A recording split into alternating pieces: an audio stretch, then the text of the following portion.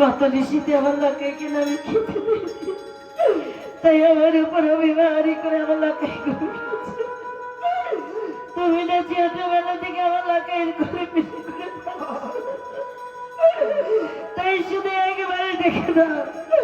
যদি তোমার আমি ডাকে আমার লোকে আমি কেন কারো তাকে লাগাই আসা আমাদের চলে গেছে